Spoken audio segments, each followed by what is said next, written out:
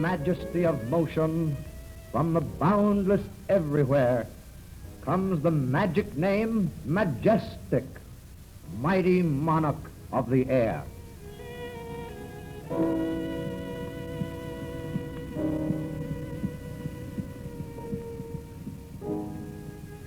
In just a few seconds, you will hear the first episode of that thrilling story, The Phantom Spoilers, as related by Majestic's Master of Mystery. He is brought to you through the courtesy of the manufacturers of Majestic Radios, America's most treasured radio receiver, elected so by popular choice in more than 3.5 million homes. For sheer beauty, amazing fidelity of tone, and perfect reproduction of tone, see and hear the new Majestic, the receiver that incorporates all the outstanding features of radio. At the conclusion of this program, Majestic's Master of Mystery will tell you about the fascinating free gift he has for you and how to get it. And now, the Phantom Spoilers, related by Majestic's Master of Mystery himself. Phantoms are haunting the Empress's tomb. Phantoms, the Empress's tomb. Wearily I climbed the stairs of a dingy hotel in Portside, my mind still puzzling over the mystery. What had prompted my friend André Charlot to write these words to me? Why had he sent such a desperate call for help across half a continent? Phantoms are haunting the Empress's tomb. What could he mean by that? Once again I took his note from my pocket and glanced over it hastily. It was not like André to be so mysterious. Dear friend, the letter said, you must come to me here at once at this hotel in Portside. I need your help. More than that I dare not say, except that it is in connection with my recent researches at Agra. Please come to me at once. Delay may be fatal. He had signed it simply, André. But at the bottom of the paper he had added those mysterious words, Phantoms are haunting the Empress's tomb. Still puzzling over the message, I knocked on the door of André's room. There was no answer. Outside, the rain poured down, steadily, monotonously. I knocked again. For a moment, I waited expectantly, then called out, André, open the door.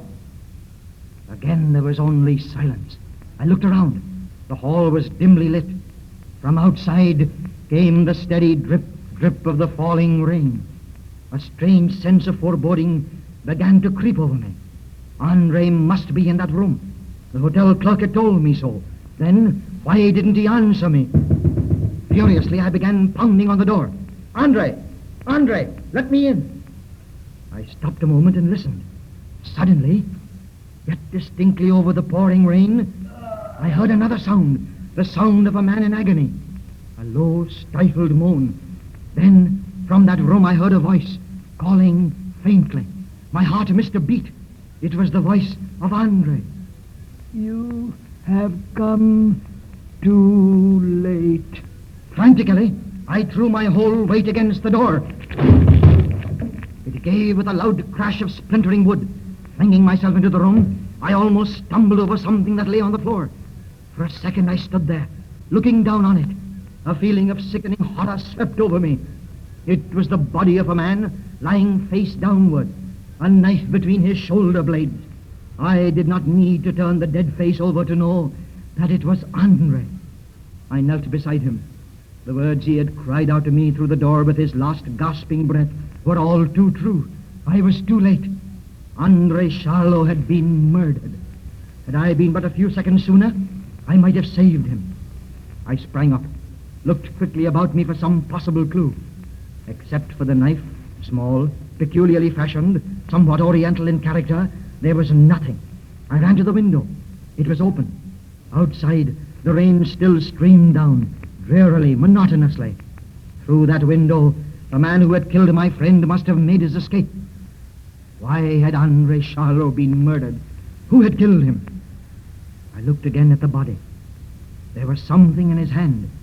Something clutched rigidly by the dead fingers, a fountain pen. I ran to the desk against the wall. Yes, there was a sheet of paper there. On it were a few words hastily scribbled. It was my own name that met my eyes. You must go to Agra Find Randall Crawford. He was engaged to Odette, my daughter. My secret belongs to France. They have stolen. And here the words trailed off into a meaningless scrawl. I took the knife which had killed him. A decision was slowly taking shape in my mind. There would be no rest until I had avenged the death of Andre Charlot, until I had solved the mystery. I looked at my watch. A boat was to leave for Bombay within a half hour. Hastily, I left the room. Dashing down the stairs, I rushed outside and hailed a passing taxi. Soon, I was racing for the docks.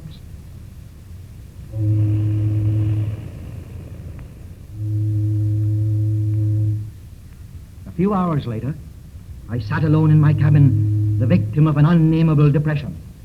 We were 6 hours out from Port Said and plowing through the Arabian Sea.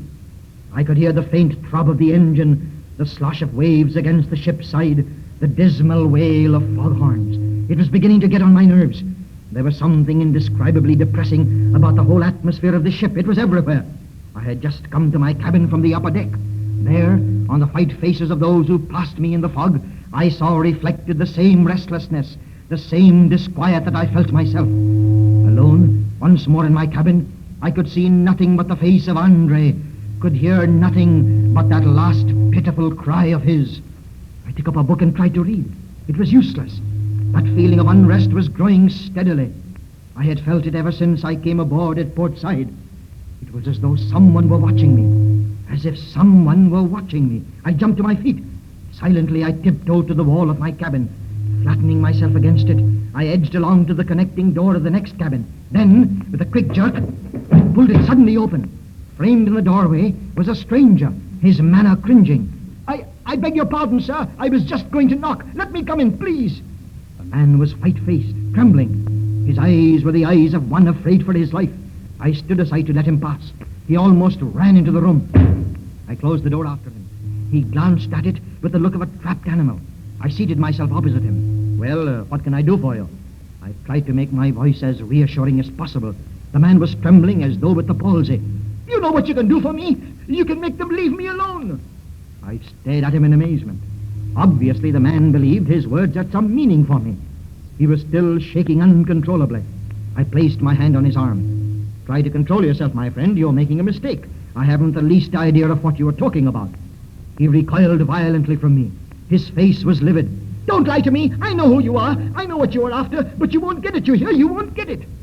I raised my hand. But you are wrong, my man. I tell you I don't know what you're talking about.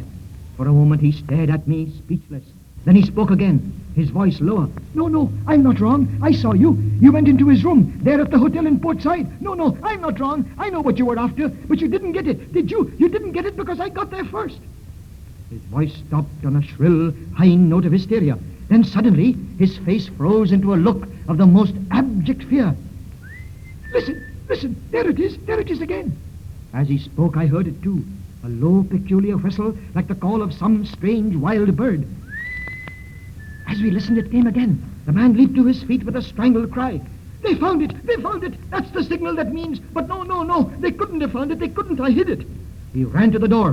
Before I could stop him, he had opened the door and was already halfway down the corridor. I ran after him. In the passageway, I collided violently with the steward. Yeah, what's happening here? What's all the commotion? I tried to evade him, but he threw his arms around me. The steward was as strong as an ox. He held me there so that I could not move. From the distance came the report of a pistol shot. Struggling myself free, I flew around the corner of the passageway. A crowd was gathering around a figure on the floor. A man had been shot. I looked at his face. The eyes were still open, fixed, staring in a look of terrible fear. Great heavens! The victim was none other than the man who had just left my stateroom. Who was the murdered man? The veil of mystery will undoubtedly be lifted when Majestic's Master of Mystery returns to the air with the next episode of The Phantom Spoilers. And now he will tell you about the free gift he has to offer. In the heart of the jungle, near the holy city of Benares in India, there grows the sacred sandalwood tree. Every high-caste Hindu places on his forehead the distinguishing mark of his caste. The chief ingredient of this caste mark is a sandalwood leaf. And what is even more interesting is the fact that for hundreds of years, The sandalwood itself has been carved out by devout Hindus into swastika charms, the oldest good luck emblem known to man. When I left India, I brought away with me quite a number of these sacred swastikas carved out of sandalwood. Expert craftsmen in this country have fashioned unique replicas of these sacred swastikas, which will be equally prized by both men and women. Though far removed from the country of their origin, these sacred swastikas in sandalwood still retain the famous scent of the sandalwood tree, and they will bring to you all the romance, all the glamour and mystery that is the East. I want you to have a swastika, absolutely free. You will be proud to own it, proud to display it. Who knows but all the good luck associated for 3,000 years with this historic emblem may be yours when you possess it. Your announcer will tell you now how you may secure one of these sacred sandalwood swastikas absolutely free. Here's something that is well to remember. Only the finest tubes can give the utmost in all-round performance. If you are replacing a single tube or a complete set, Majestic tubes will make your old radio new or your new radio perfect. These amazing tubes assure truest tone and finest reception and improve the performance of any make of radio receiver. And now to secure the sandalwood swastika. When you purchase a Majestic tube, cut off the top and bottom flaps of the carton. Mail the two pieces, together with your name and address, to Majestic's Master of Mystery in care of this station. Then you will receive the sacred emblem, symbolic of good luck, absolutely free.